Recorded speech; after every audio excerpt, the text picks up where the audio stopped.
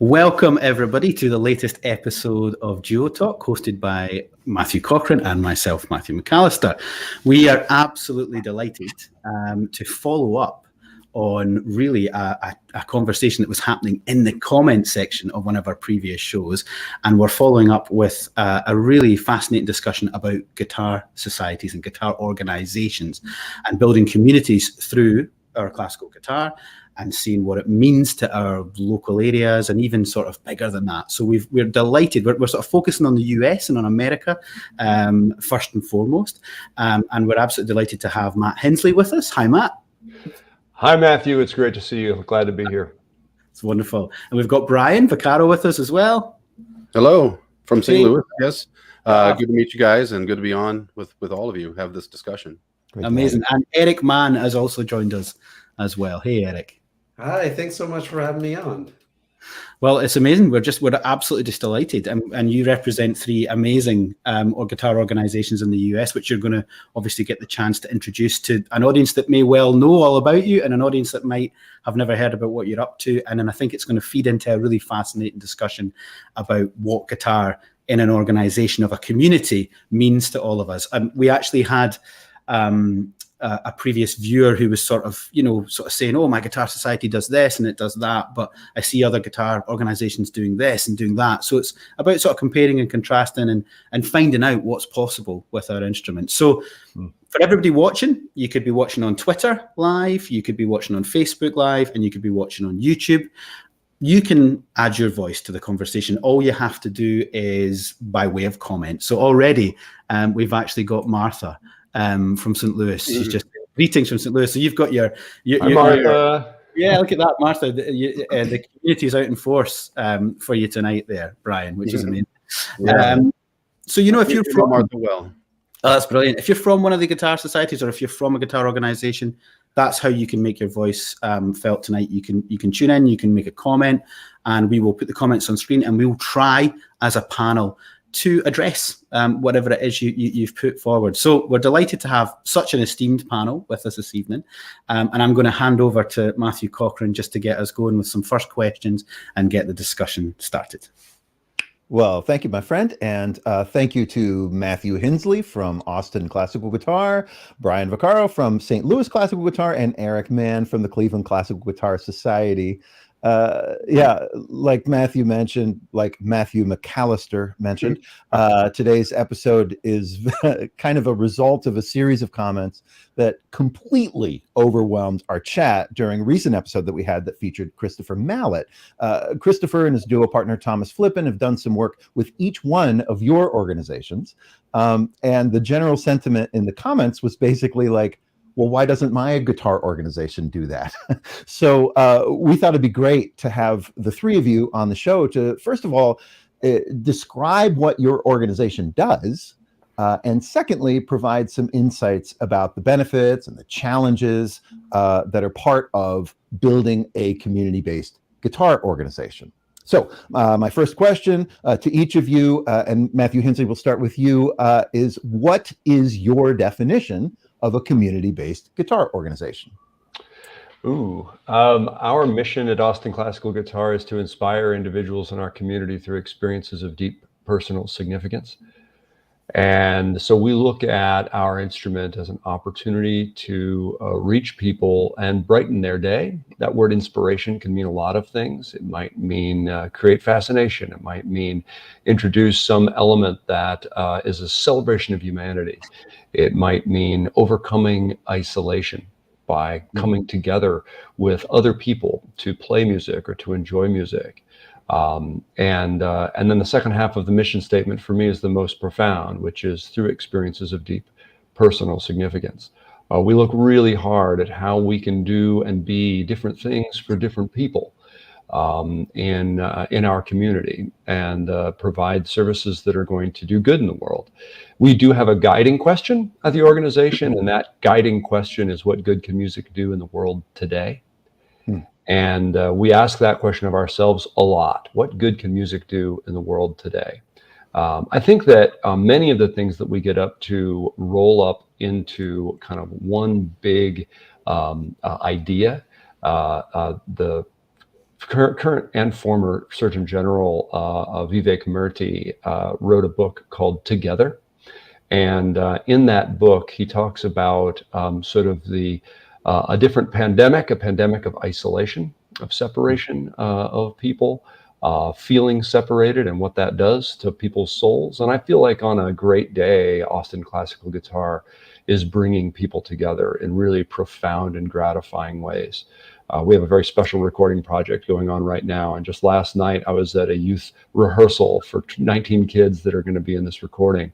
And one of the girls sat me down and talked about how 3 of her very best friends in the world have come about because of a quartet that we put her in, of 4 different schools represented in this quartet across the community. And so as she was describing that to me, I was thinking to myself, wow, guitar is something that has given her an opportunity not only to refine something and build a skill and be on stage and be fulfilled in her performances, but also to really broaden that social network and find joy with others. And so I think that's us on a good day. And so a lot of our programming is designed to kind of fulfill that mission of inspiring individuals in our community through experiences of deep personal significance. Yeah, I love that. I love that, man. Mm. Wow. Brian, do you mind following? I could do 100 follow-up questions from just what you said, Matt, but I think let's look for similarities and differences in Sure. the description for everybody that's here. So, Brian, would you mind answering that question? Which is No, I wouldn't mind, but I also wanted to check just to make sure if I'm going to always have to follow Matt Hinsley's answers to things. Because you're setting me up for something. Don't try and trade off with me. You're in cleanup. You're in cleanup position, Brian. Right. I'm just joking. So to answer your question, and I think I really buy into a lot of what Matt just said, but to me, we're trying to create community and cultural impact around our area, and guitar just happens to be the vehicle for that. Does that make sense? Yeah. So, whether it's somebody attending a concert, which is kind of the straightforward way to kind of go about it, or whether it's kids in underserved communities learning to play guitar, or whether it's some of our community outreach, or whether it's our events that we do for high school and middle school for kids, like our solo and ensemble festival that we just did for the first time ever. It's trying to broaden the reach of the instrument so that it touches, or it has a better chance of touching somebody, so if you're just singular in your vision of what you're doing, you have less of a chance of doing that. And I think what we're trying to do is see how many different avenues we can take this guitar thing down to create touchstones with cultural and community impact. Yeah. In a nutshell, I think that's the purpose of it for me. Beautiful. Already seeing it's Erik's turn. Yeah. Sure. So to me, being a community-based organization, of course, can mean a lot of things, but to me, a lot of what it means is filling a need that hasn't really been fully filled in the community. Not duplicating what is already done. And in Cleveland, we have, there's so many wonderful things about the city. And there are so many wonderful arts organizations. But there's a bit of a divide between the people who live in the city and the people who live in the suburbs. And there's a divide between, who's really being served by many of the arts organizations and by the access that kids in the city versus those in the suburbs have to arts in their schools. And that's really become the need that we've really been working to fill and to really create something wonderful for kids that live in the city. That hopefully goes beyond, what hopefully the kids in the suburbs are jealous of this. But it's been a really wonderful opportunity through our education program And really what guides us is those chances where we're working with a kid and their eyes light up, and you just see that, for some of them, it's their first time, really, really playing an instrument, and getting to study music at a deep level. And when you're in that room with a kid and you just feel, that their whole being lights up with it, then that's exactly what we're trying to do. Mm-hmm. So it's access, is in a way, isn't it? Like, I mean, all three of you, it's whether it be accessing something personal within people and giving them the opportunity to then get together and realize something that's in them already, and then also giving people just the opportunity. I mean, it's a funny thing. Over here in the UK, it's not necessarily different, but it's just gone through so many different sort of machinations of itself, like over the years. I mean, some of the guitar societies and things over here, me and Matthew were talking about it, they're like 60, 70 years old. Like, Bream Williams giving their first concert for guitar society. So in small rooms with like, people who are really into the instrument, it's maybe their hobby, or it's semi-professional, or it's kind of a proto-professional thing, or they're sort of learning. There's amateurs there, there's all sorts of stuff, and people that have become superstars and real figureheads of our instrument have had that community somewhere along the line in their development. I mean, we had in Scotland, we have two amazing younger players.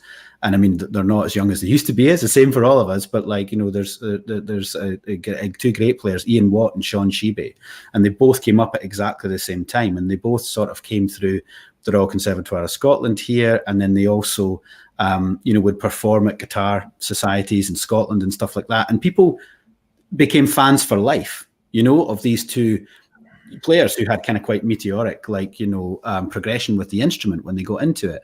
And I thought, like, there's an education happening there, not just for the young students, because they're getting to have, let's say, very grown up and adult conversations. Like, often these are younger people who are then kind of in this situation where they've got people who really love the instrument, have maybe bought expensive guitars. Like, I'm thinking of like the older players who gravitate to our guitar societies and guitar communities, and they actually have a huge amount of like information to impart. And like Erik, when I was hearing you talk about just like if the kid's face lights up because it's something really special, it's like you're contributing to a community that's not just about the Tuesday night meeting. It can have that impact. It's like much, much further down the line and can really last. And I wondered, like, for me, it's kind of about the education. It's about improving the level of education, not just about the guitar, but of the guitarists, of the young people and of the people that come, but also of the people that listen to it and enjoy it.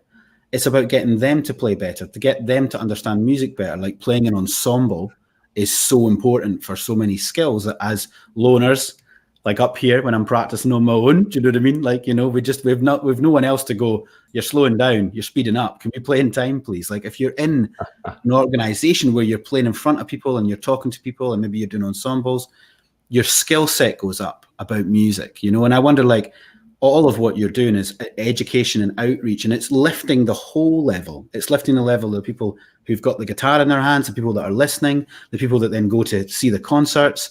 That lifting of the levels, just such great joy. I get joy from hearing that. I think it's so important for our instrument as well, because it's a relatively young instrument. Yeah. I also think, though, it's important to note that this is not some sort of exclusive club that only the select few can access. This could be for everybody. So when we try to open up the doors, all these avenues, it's just a way to kind of show, like, hey, you can be part of this too. This isn't like just for these folks over here. So it's an opening of the doors a little bit so that we can make it more inclusive rather than exclusive. And how do you make that happen? Oh, I'm sorry, Matthew. No, sorry, I was just jumping in. You go first. Well, I was just following up on what Brian said there. So, like, the inclusivity of the whatever your activities are does seem to be a through line for all of your organizations. And so because we're even bringing it up, I think there's sort of the idea that this is different from the way certain musical organizations work. And so what is it that has worked for you to generate that spirit of inclusivity that you seem to all be striving for? I can go ahead and take that first, but it's certainly the education programs. The education programs are a gateway to, hey, students, come to this performance that we're having. David Russell's going to be here, world-class performer. We can invite them to the concerts. We can invite the parents to the concerts. It isn't just for guitar aficionados. It's beautiful music for everybody. Our outreach programs are getting in the community, are having a community guitar orchestra. It's all of those efforts, I think, that, and look, it's not going to be for everybody, but at least, you put it out there so that you try to catch as many people that are interested that might not have otherwise realized they were in the first place. Yeah. You have greater it's just about creating greater opportunity for that moment, I think. Yeah. Well, one thing that occurred to me just as you were all speaking was, does it change how you market it then? Like, do you use the word classical all the time and stuff like that? Like, I wondered about that in 2023.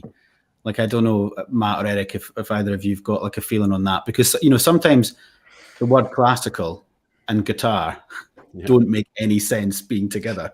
You know what I mean? Like, on so many levels to a young person, let's say, Yeah, so I mean, I could say that certainly.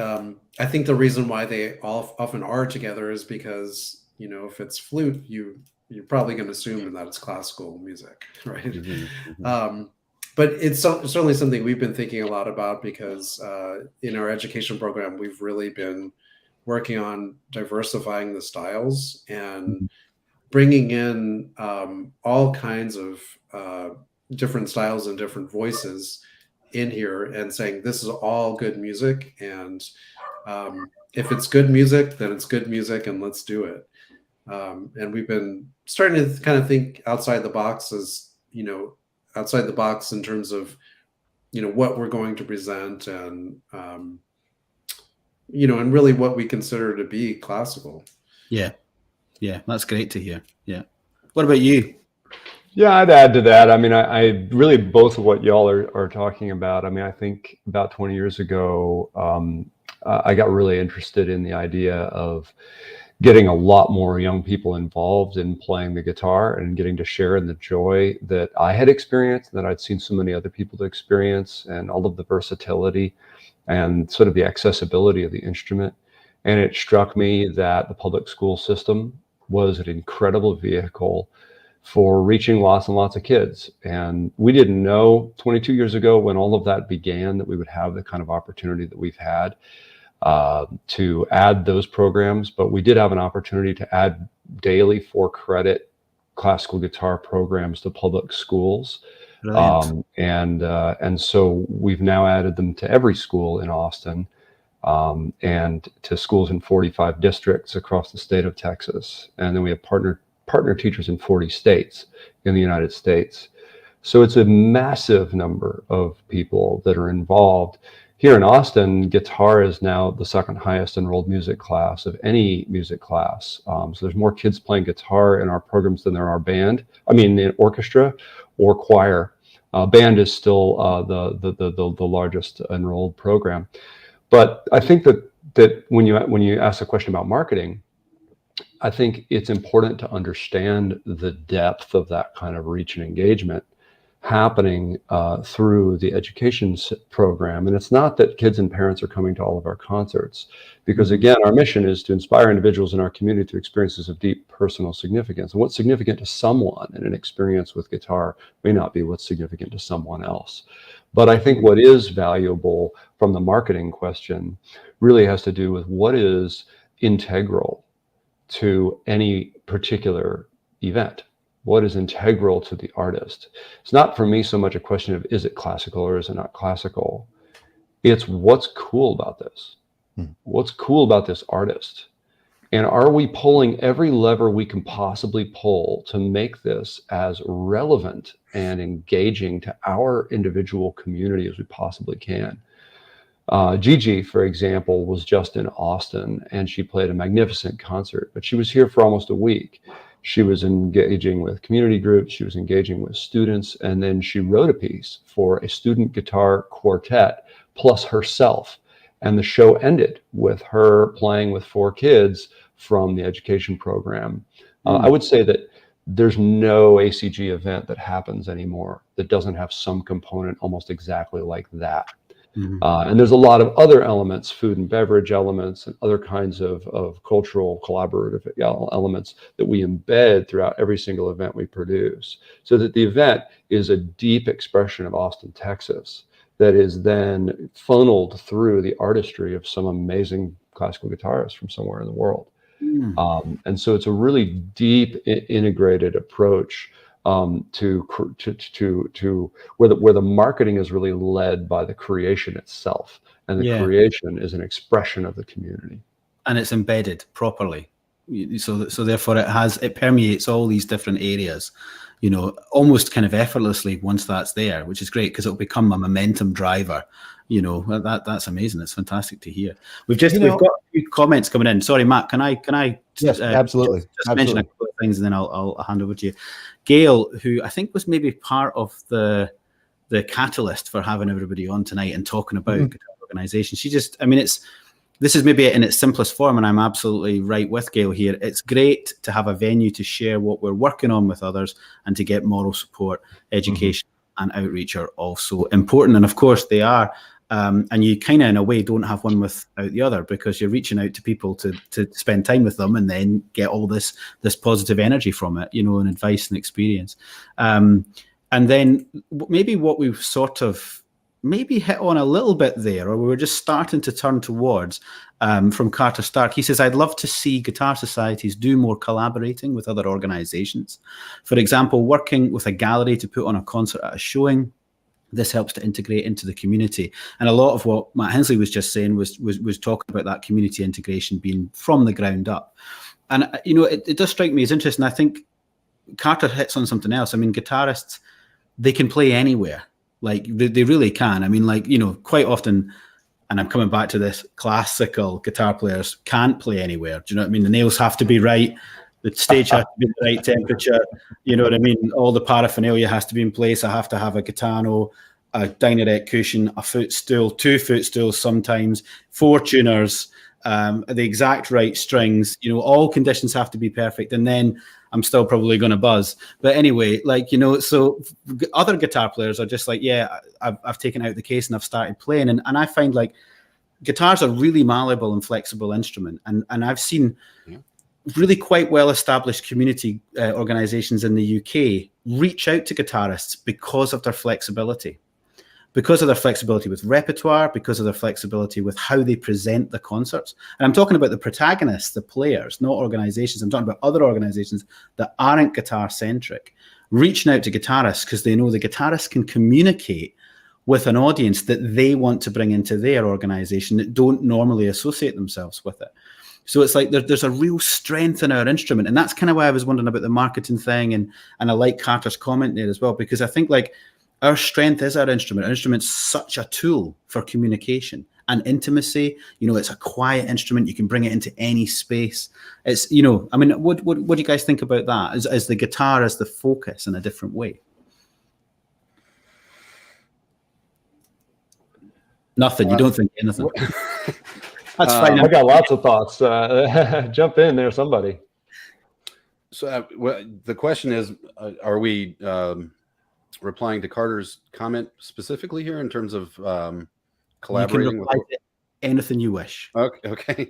I mean, it seems like it goes hand in hand with what you were talking about, but I also think there's a greater appetite now for these collaborations than this is how we mark time now. We mark time as pre and post pandemic, right? So that's unfortunate, but that's true. But pre-pandemic, I think there was a certain amount of that happening, and then the pandemic happened and everybody sort of retreated to their respective corners, right? Now that things have opened back up, I find, and you other gentlemen can correct me if I'm wrong or tell me that you're seeing this as well, but I'm seeing a lot more of an appetite to want to collaborate artistically.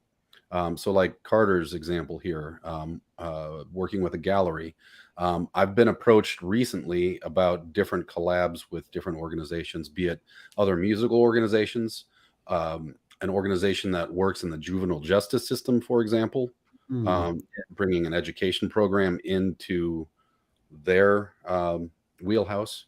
So I'm seeing a lot more of an appetite for that these days, now that we're, and maybe the pandemic had a bearing on that, you know, like this was really kind of a drag to be sort of all isolated in our respective corners. So let's see if we can help each other out at this point. Yeah.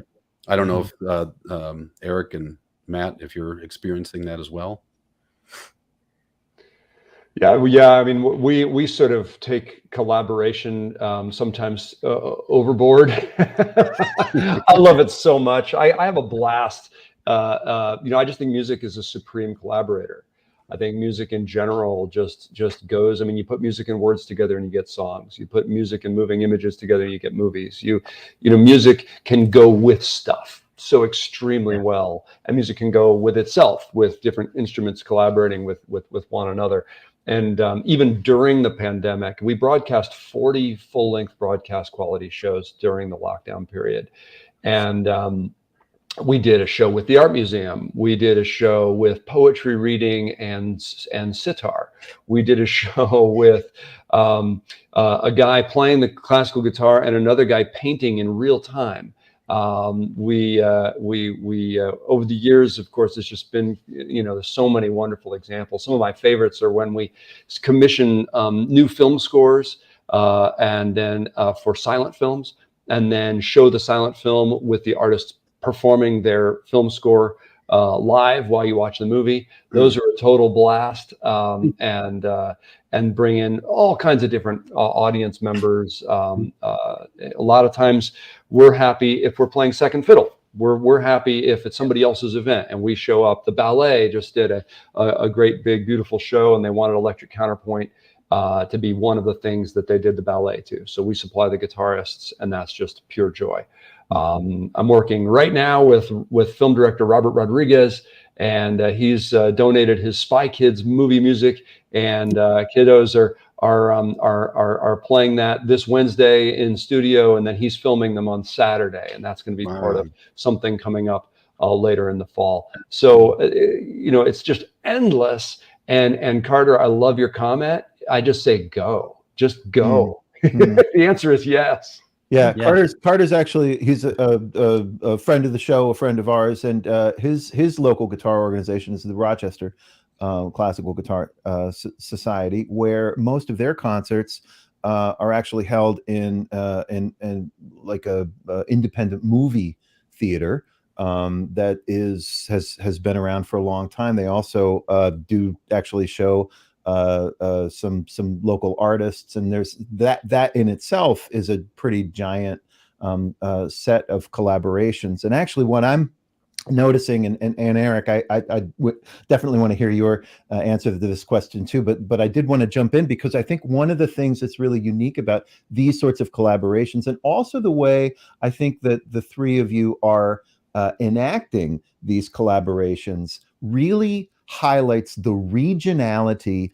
of your individual organization, which is really cool. You absolutely couldn't and wouldn't want to put, say, the St. Louis Classical Guitar Society against the Rochester Classical Guitar. If you were to compare those two things, what you want to see is the differences and the uniqueness and the individuality of each region, and the personality, I think with each region. And not to pile on compliments here, but I think you've all very much achieved that very unique goal, and I think that's super cool. And so, Erik, let's give you a chance to talk about some of your collaborations.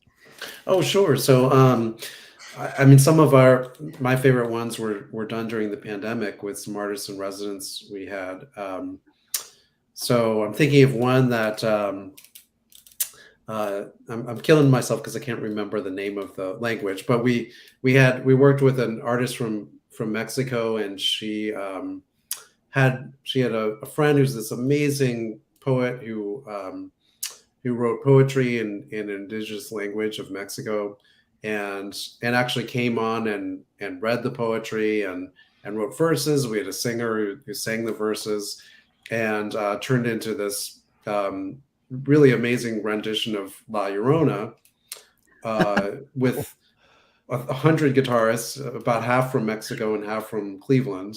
That's and cool. Brought them all together and brought in our students and just guitarists from the community. And I think that was one of my favorite ones personally. And some other neat collaborations that happened in there. We actually got to collaborate with the Cleveland Orchestra during the pandemic, and have some of our artists in residence record with string players from the Cleveland Orchestra, and they featured it on their media platforms, and we featured it in ours.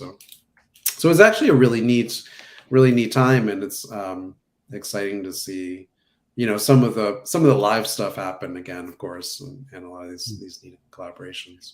It's lovely to hear that. There's such a tradition of guitar playing in Mexico. It's so strong as well. And making it, was it nahuati? Was that the language? That's one of the most spoken indigenous ones. Or is it Mexito as well? There's another one that they sing in as well. And it's so powerful. It's terrifying. Like you hear it. Zapoteco. Okay. Yeah, there you go. See, that was a catalyst of remembering that word. It's amazing. There's something I saw it was north of Vancouver, and it was a traditional language of the First Nation speakers in Canada before any English or French being spoken at all. And it was absolutely amazing. Like, so powerful. That sounds like an amazing project. Have you got any footage from that project, or anything we can check out?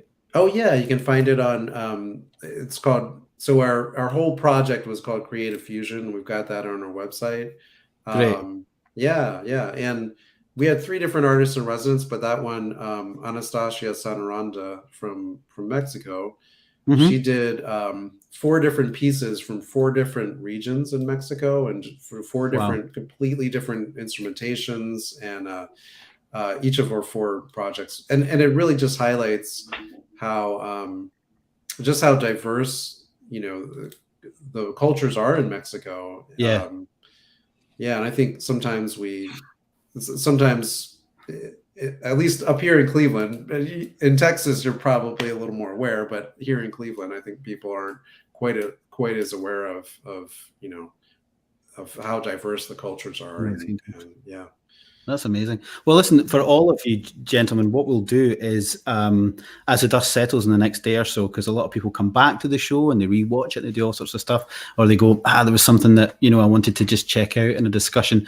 I'll put links to all of the websites for your 3 societies. And then if there's anything that's coming up in the chat as well that you think, it'd be nice for someone to have a link to that, let me know and I'll update it. And that's for everybody watching. Don't worry. Anything that we talk about, I'll try and make sure in the description of the video as it goes on, there'll be lots of places where you can pick up on stuff.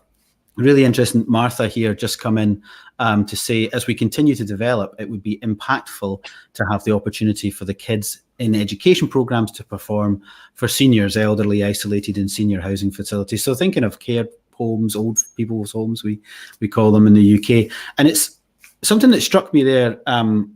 And I think, it's kind of come from Brian when you first sort of said, we live in this world of pre-pandemic and post-pandemic. And unfortunately, it might be second and third world war pretty soon. But it's like, I don't know. I'm not quite sure if I'm in the pre and post-pandemic. I'm trying not to think about it. Do you know what I mean? So I'm trying to ignore it, But I'm wondering about, there's an organization over here in the UK, and it is in Europe as well. In fact, actually it went to the Middle East as well. I was actually an ambassador for it that took it to the Middle East, and it was an incredible organization which was set up by the violinist Yehudi Menuhin. You may well be aware of it.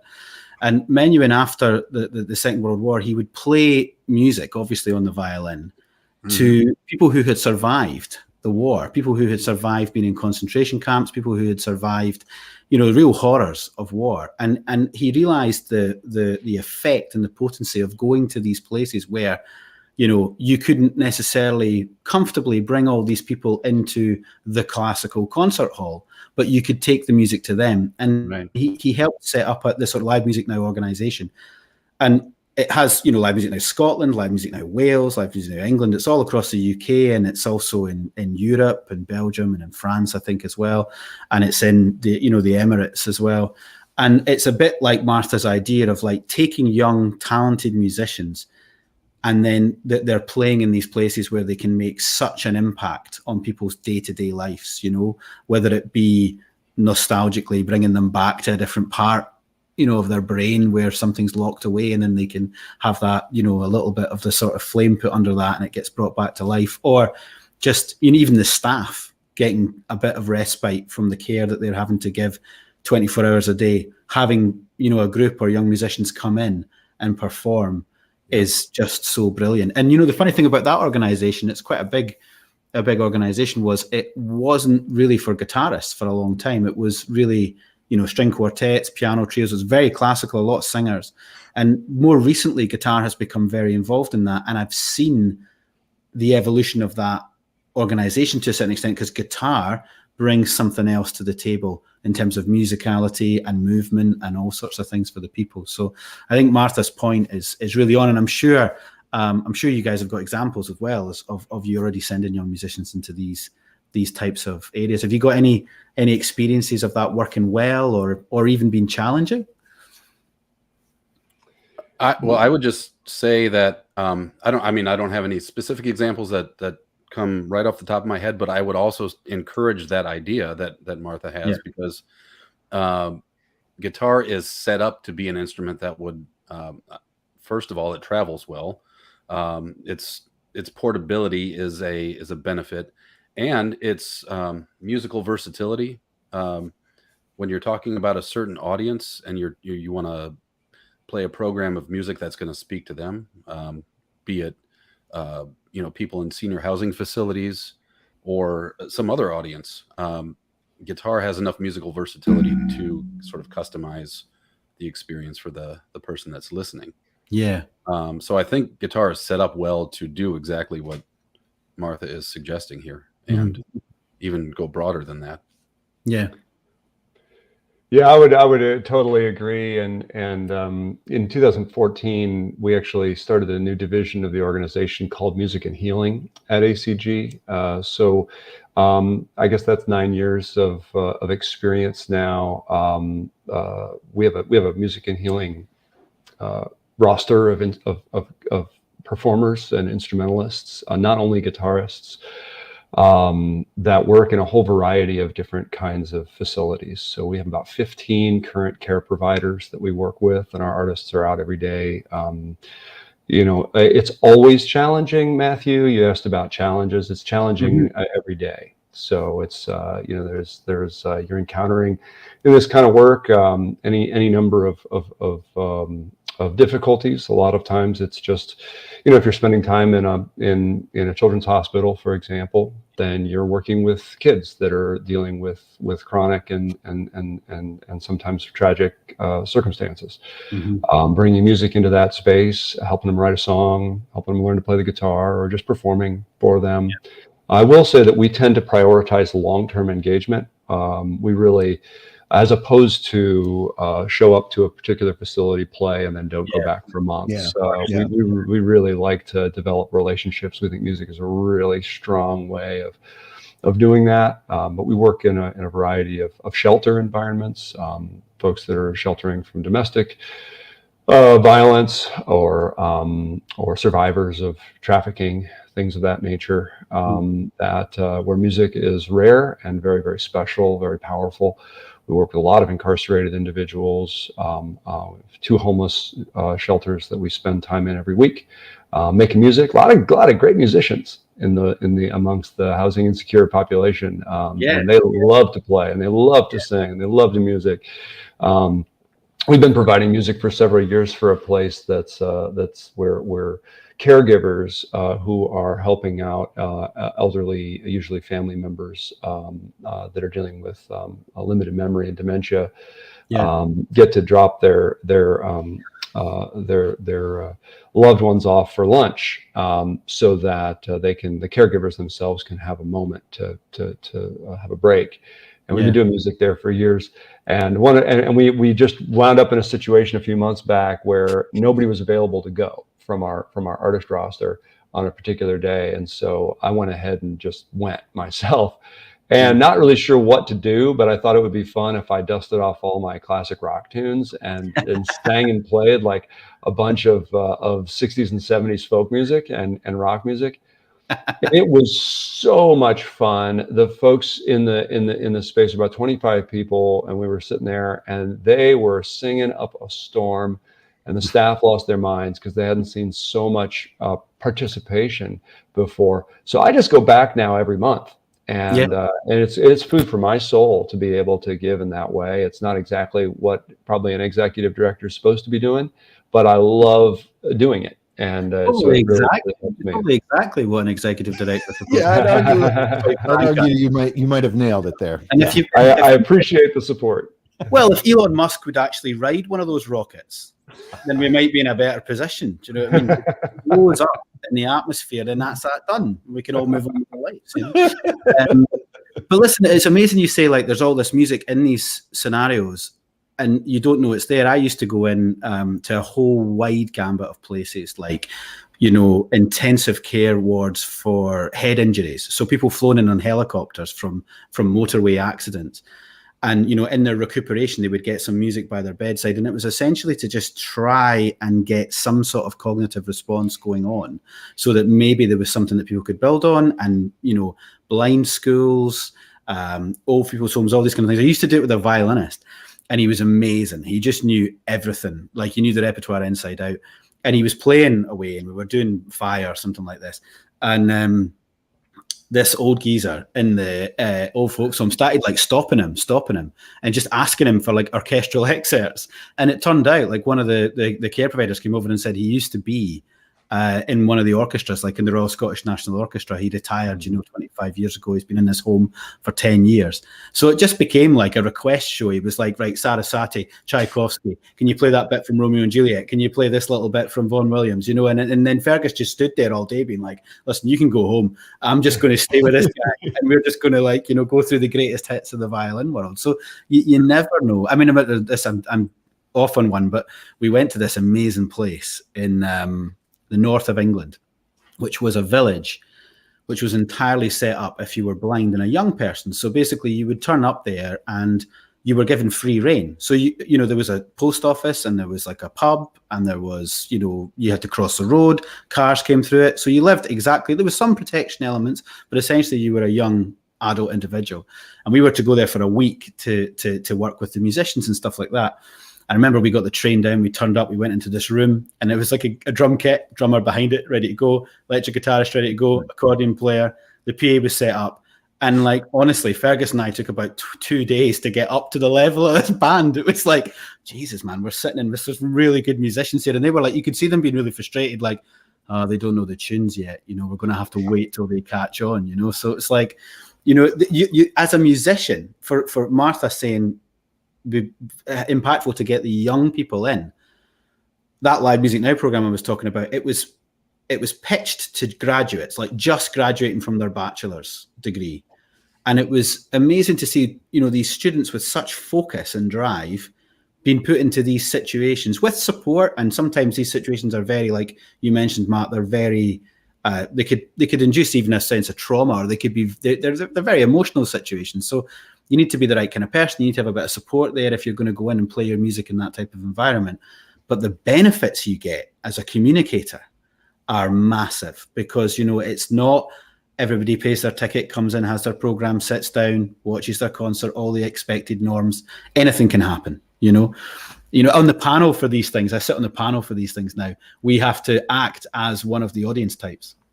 So the panel, which are all ex-musicians and have the experience, we will then behave like, within, reason, an element of maybe an older audience, or maybe an audience with, just to sort of make the students realize this is a weird environment you're going to go into, but see what your skill set that you've got, how it can work, how it can adapt under those pressures, So it's amazing hearing you talk about some of those, your own experience with the rock and roll, like, everybody just be like getting their tambourines out. Here we go, the lighters, It's brilliant, brilliant. Yeah. It's, one thing that we haven't mentioned actually about your organizations, of course, is that you are presenting organizations for, some of the world's finest touring guitarists and ensembles. And in, I guess, with my own imagination, when I was thinking about guitar organizations, or what they could do for me as a serious guitar player, they would be like a platform, you know what I mean, for my own performance. And they are, of course, every single one of you do that, and most guitar organizations, most music organizations function as presenting organizations for the elite performers who are currently touring. But every single one of you decided that wasn't everything that you wanted to do. And I guess I have this question, which is why? What inspired you to go in a different direction, to think of not, or to expand the direction, right? It's not that you're not, first rate presenting organizations, of course, but why did you decide that you wanted to expand that vision into some other form of service, some other form of inspiration? And Erik, I think we kind of jumped past you on this last question, so I'm going to put you on the hot seat if you don't mind. Sure. Yeah. Happy to tackle that. So, so when our organization was first formed, it was really centered around mostly amateur guitarists in the community getting together and having a chance to play and to learn. When I started leading the organization, we began our first concert series with local people, and that really became the center of the organization. Eventually getting into nationally renowned and internationally renowned artists, and that became the center. And then I'm pretty sure we got the idea from looking over at Matt Hinsley over in Austin about, hey, could we start something in the schools? And just to really, the idea was just to do something that could really create something, that was truly good in the world here. And putting on a concert, is good in itself, but to do something that really had a real high impact. And that eventually, so that our international series is still, really important to us. But as the education program, really started to become more impactful, as we saw the difference that it made for some of our students and eventually more of our students, it became the center of the organization, so that classical guitar itself isn't really the important thing here. And, we just had David Russell, and David, you're the best, but the organization isn't so much centered around, David Russell on stage. It's centered around, what we're doing for our students. And, when he came into town, he did his regular masterclass, but he also did a special little masterclass just for, our students, and it was a really wonderful event. And so everything we do, we're always thinking about our students and how we can we can do something that centers around them, and that's what we're doing all day, every day, creating the best experience that we can for them. Yeah. Brian, Matt. I'll go so that Matt can follow me this time. How about that? Well, no, I mean, I actually, in all seriousness, I have so many answers to this question. And hopefully I don't ramble on too long about it. But the education program that started here, Ferguson, Missouri, is a suburb of St. Louis. And you might be familiar with what happened in Ferguson, Missouri, say around 2014 with the Michael Brown shooting and all of the fallout that happened with that. Now, I've only been with St. Louis Classical Guitar since January of 2022, so about a year and a half. So one of my predecessors and a current board member of St. Louis Classical Guitar, Bill Ash, had the idea of, in response to that particular moment in Ferguson, Missouri, going into Ferguson area schools to help that community heal with guitar education programs. It's not taking one side or the other of the political debate on that. It's just this is sort of a community right now in turmoil, and the kids are caught in the middle. And he brought an education program with the assistance of Dr. Matt Hinsley and Austin Classical Guitar and their curriculum to those schools, to the Ferguson Florissant School District here in St. Louis. And what came out of that was just an appetite for more of those schools that wanted to participate in the St. Louis area. So that branched out into St. Louis public schools, that branched out into some of the private schools that we work with, some of the independent schools in the St. Louis city. So, at this point, we're in about 20 to 25 schools, 50 plus contact hours a week with students. So it all sort of blossomed out of that moment. But the larger question is, like, why just be more than a presenting organization? Yeah. I have, when I took this position, I took it upon myself to have my personal mission to be, let's have this organization cast a wider net in terms of what we do and who we reach, and make this more culturally diverse if we can, more generationally diverse, more musically and artistically diverse. Just see if we can reach, a different crowd in whatever endeavors that we have. And I think, just putting on concerts, I'm not going to get there. That's a slow process anyway, even if I'm doing all of these educational things and community engagement. But if I'm just putting on concerts, it's going to be a little harder to achieve that goal. But if I'm doing some things educationally, create a pipeline of players, younger players that might be interested in some of the other things that we're doing, it just broadens who we're reaching and casts a wider net. Do you face resistance to that sort of thing? Because I mean, it's amazing. I'm totally behind it, but I'm wondering, like, I know what guitar enthusiasts are like. I just know, been around them for years. I've ran, an international festival for years. People fear change, and it's not coming along to your Tuesday night meeting and doing your guitar ensemble. I'm getting to play your solo piece, which is Lagrima, and it takes 4 hours to get through it, but you've done it, right? So, and I mean, like, they know who they are, and I love them dearly.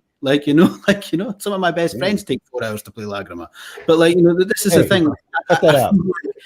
Do you ever get resistance, or people like, this isn't what I wanted from my society? I don't want it to get too big. I don't want it to grow. I don't want it to cater for everybody. Do you ever get anybody going, put the brakes on, it's going too fast?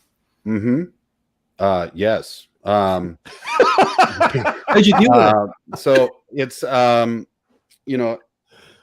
it's a tricky tightrope to walk, in that you don't. I'm trying to do all of those things while at the same time not trying to alienate any of the the people that have been with us this entire time. You Exactly. know, so how do you do that? I'm finding a year and a half in, it's really hard. It's really hard to do this, though I think it's a worthwhile enough endeavor that I'm going to keep trying to do this. You know, I don't want to alienate any of these folks over here. I want them to be along for the ride. I want them to feel satisfied with the programming that we're putting out there and all of the things that we're doing. But at the same time, that only has a certain shelf life. You know, if I'm trying to reach a younger audience, all of that won't necessarily do the trick. You know, or if I'm trying to reach a more culturally diverse audience, all of that won't necessarily do the trick. So you almost have to, I'm going to use the term microdose. You almost have to kind of microdose these little changes. And, you know, in a city like Austin, Matt might have a greater appetite for all of these diversities. St. Louis is a city that I love St. Louis, and I don't want to cast any aspersions, and I love living here. I love being here, but I will be the first to admit we're pretty stuck in our ways, you know, here in this city. So that makes it extra tricky. Short answer to your question is yes. Do I meet resistance? For sure. But I think the resistance that I feel like I have a good enough explanation for why I'm doing what I'm doing, that if I can get to that point with somebody, you can convince them. And it sounds like it's an internal reason too, by the sounds of it. Same with Erik. Like both of your whys seem to have kind of come from some either experience or a set of beliefs that you have that you're applying to your leadership in both of these cases. That's what I'm hearing anyway. I mean, that's true for me. Yeah, for sure. And you know, the other, and I, like I said, I don't want to ramble on too long on this, but I do have a lot of answers to this question. From a fundraising aspect, you know, all of this branching out is helpful, you know. So just like so if we can get past the esoteric sort of like artistic and cultural diversity and all of this, if you want to be more successful with fundraising, you probably want to do these things, right? Because somebody might not be reached at all by 6 classical guitar concerts and they're not going to donate your program, but they might love the education program, which we find is the case. You know, like, I love what you're doing with the kids. Here's some money, you know? Right. So it sort of keeps those plates spinning in a lot of ways too. Yeah, I have some fundraising questions that I wouldn't mind getting to, although who knows about time. Sorry if that was too much. No, it's beautiful. Thank you. No, it's great. And again, we're seeing some really, I think, really fascinating through lines. Matt Hinsley, I'll throw this one over to you. Your kind of why for expanding the vision of a presenting organization to also be, I don't want to make it sound like it's an either or thing, but let's say both and presenting and a service-based organization. Is that a fair description? Yeah, it's wonderful. In 2009. I had a woman come to me named Lana, and Lana asked if we could have an adult community ensemble for older adults to be able to perform together. And at the time, I was very much a conservatory product, and I was very interested in the greatest teaching that there was, and kids playing at the highest levels, and kids winning competitions, and I was presenting lots of famous guitar players. This was 1999, and I couldn't have been less interested in a community-based adult guitar ensemble program. And so I didn't give it any energy, but Lana was really persistent, and she was herself a retiree.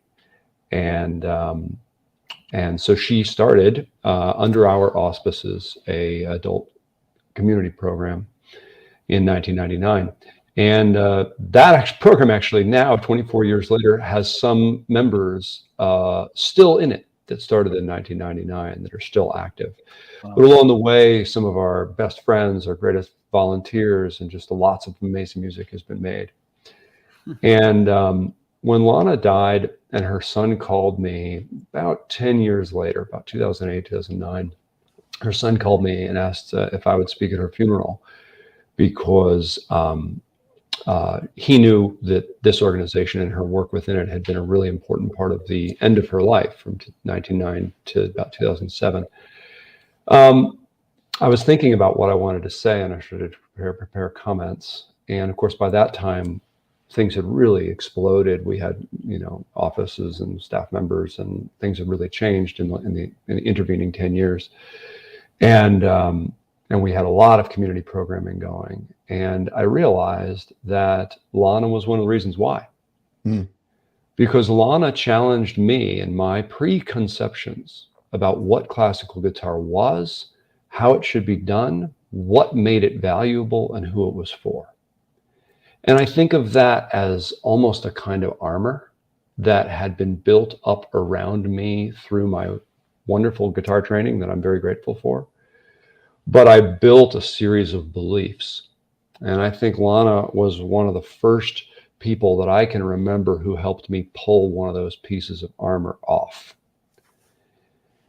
And I said that at her funeral, and I thanked her for the incredible influence that she had on me, and I think on the organization as well. And so at this point, I think in retrospect, after now several decades of practicing trying to remove that armor, and I'm still working on it,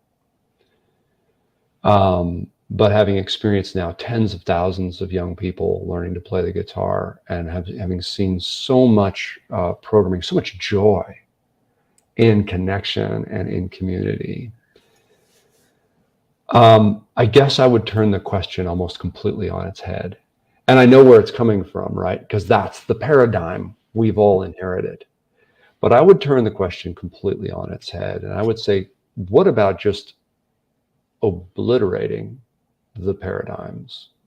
What about asking ourselves, what is truth of music? What is the authentic impact that music has on our lives? How does this make a difference in the world? No rules. How we've got this gift. It's this beautiful instrument, and it's this community, and it's this incredible tradition, and it's this incredible current world of vibrant art making. No rules. Why concerts here and everything else somewhere below that? What if that's not the truth? Because the truth is that any moment spent practicing La Grima for 4 hours, super slow, is the right moment if there's joy and if there's wonder. And so I would say that our why is deep in this place of authenticity and connection to humans. And we will spend a lot of time and a lot of effort working to deepen those connections wherever they may be. And that is not in any way to throw out or negate or in any way lessen the gravity and depth and beauty and incontrovertible greatness of the tradition of this incredible instrument. That's a strength that we have. It's just this series of ingredients that we have in the kitchen, but it doesn't have to be our recipe.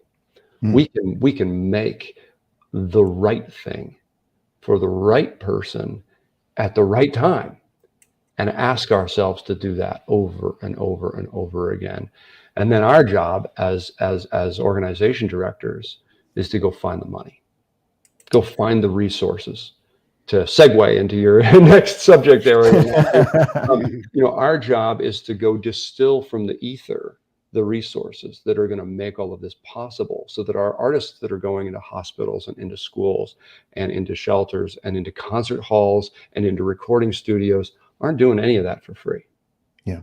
they're all paid. They're paid well. They're paid a living wage, and they can have a professional life serving the community with their gift. So, Well put. in Sir. addition to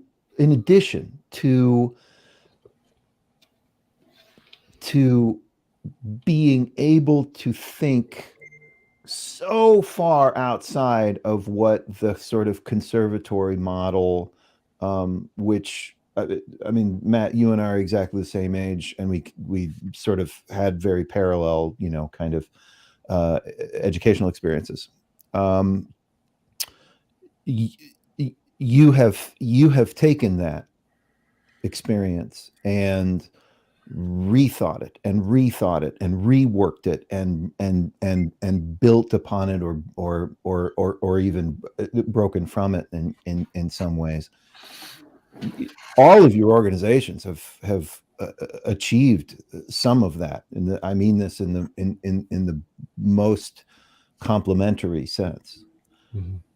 But you all had to do something else, which is listen to the people in your community and react to what is specifically happening in your community. Brian, your project is exactly an example of something that's very, very local, very current, very real.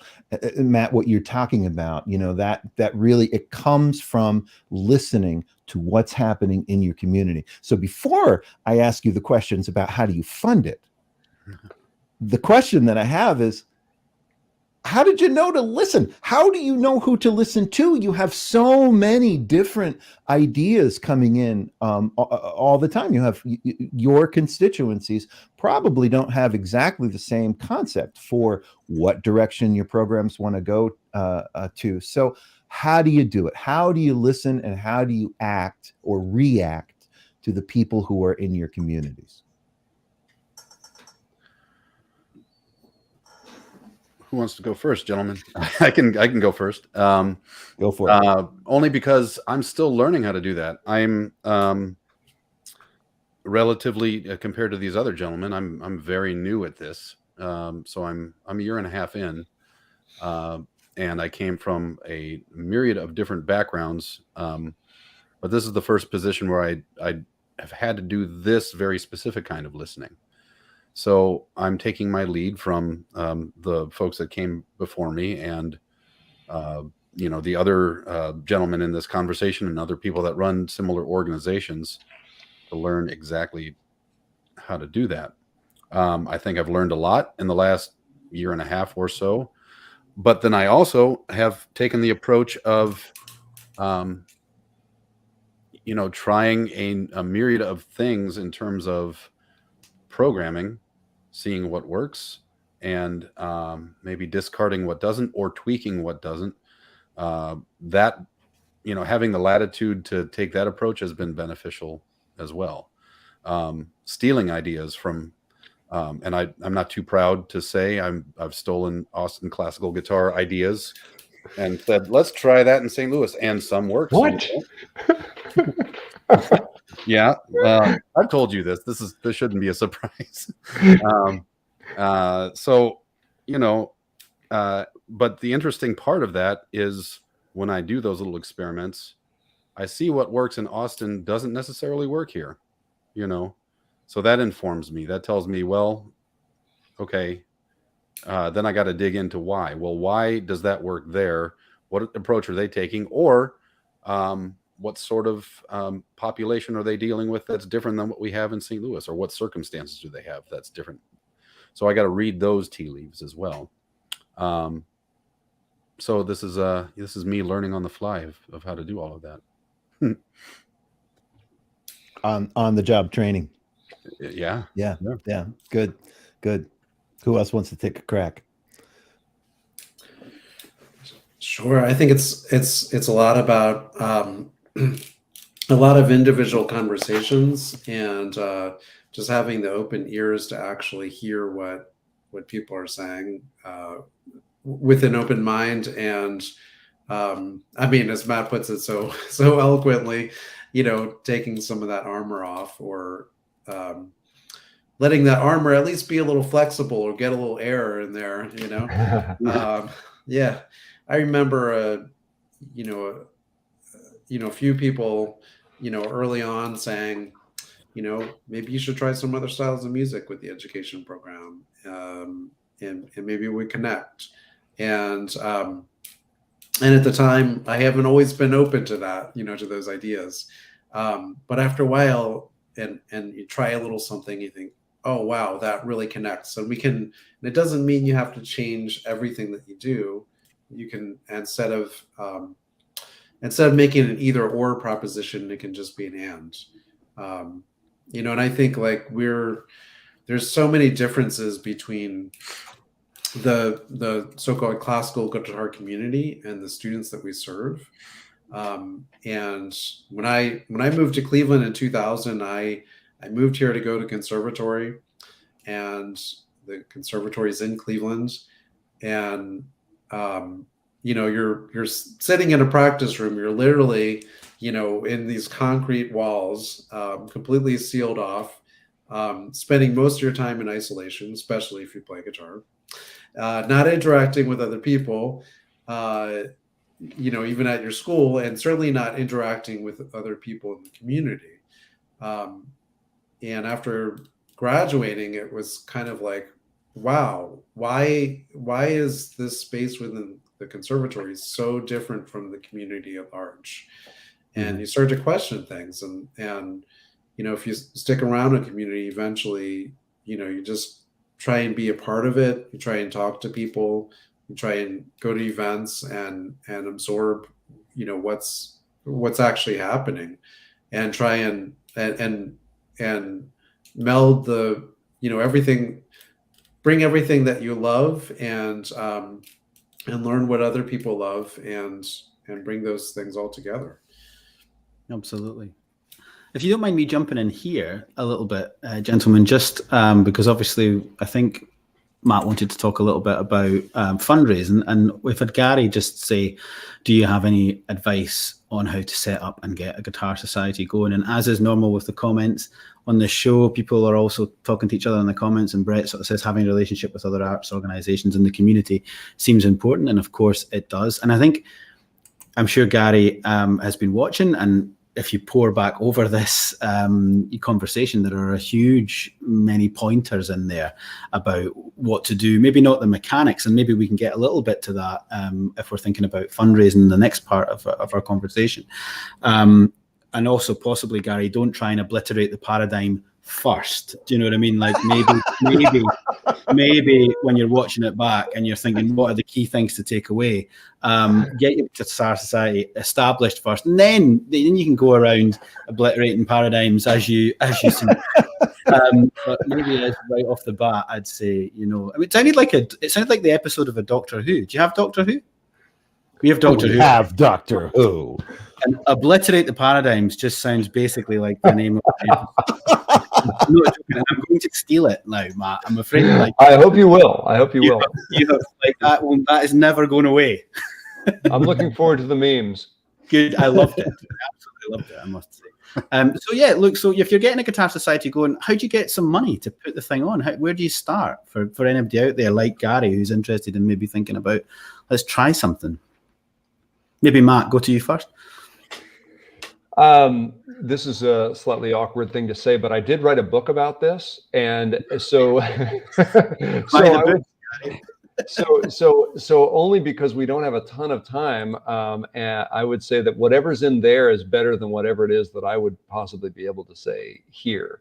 But I do think that creating an organization at its inception point is about gathering a group of people who share your beliefs, share your energy, and share your vision. And when you haven't done anything yet, that is, there's no track record, you can't send an annual report, you can't convince anybody of the great work that you do based on the work you've already done. Yeah. Then the energy that you have to attract people to you is in your vision. And so as you sit and you think about what is it that I want to do, how does our community change and improve when I'm successful? that turns into a narrative. That narrative could be written down, or it could be just glowing inside of you. And at that point, you go and you have conversations with people, and you talk to them about that vision, and you figure out where people light up. And as people light up, you bring them closer to you. And those people may become your volunteers or your community mouthpieces, or they may become your first board of directors. But I would say developing that energy, developing first and foremost your vision. I think listening is actually, for the previous conversation that we just finished, is a very important part of this process as well. I think it's really important to consider a vision not a static thing, but actually a dynamic thing.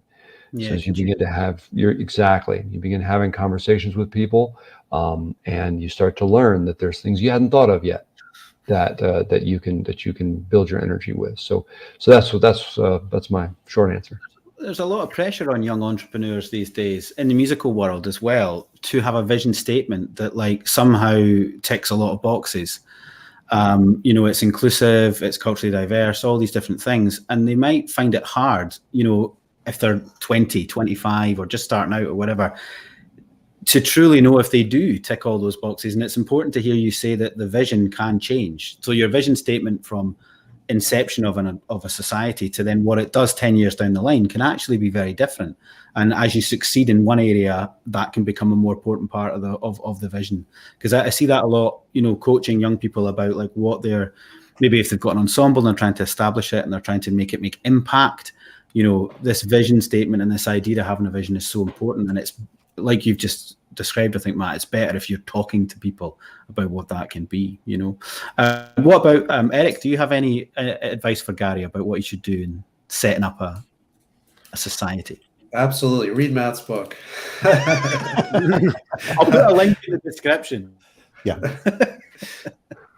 I mean, I guess for the sake of time, I would agree. You should read the book, and Matt Hinsley has been my inspiration all along. So,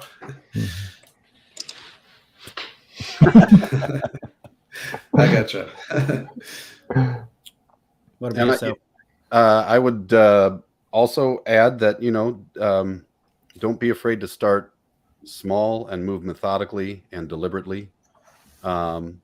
It doesn't have to happen all at once. In fact, it won't. Grow deliberately and try not to rush things. And then read Matt's book.